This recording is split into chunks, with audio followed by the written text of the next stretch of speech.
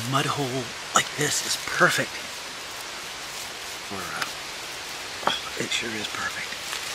Olfactory suppression and visual suppression.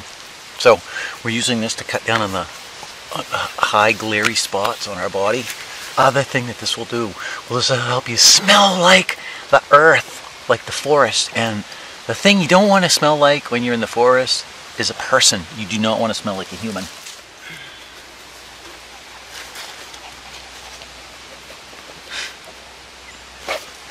Alright, so we've been hearing a squirrel over in this direction. And that tree over there is a tree, and I broke my arm. So we're gonna do a call. How you do this call is you kind of, like you're gonna kiss your, the back of your hand here, the back of your hand. But what you do is kind of build up like a pressure on it, and you go sideways and let a little bit of air in, and it should sound kind of like this.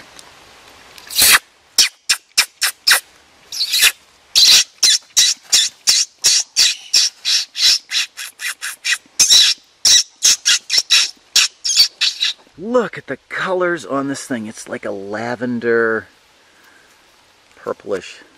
This is what is known as a stalked puffball. These are choice edibles.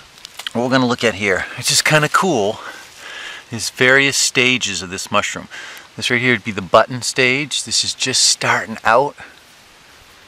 This is fairly mature, but not completely mature, because it should be white on the inside. I'll show you. Yeah. So when it looks like that on the inside, it's good to eat. Later on, when this whole thing inside is the hymeneum layer, these are all immature spores. And once this becomes mature, this center will blacken. And eventually, this top will open up and the spores will pop out. So once it gets kind of mushy and black, you don't want to eat it. Awesome. All right. My Latin on this is a little rusty. I think this is Scola derma. Something like that.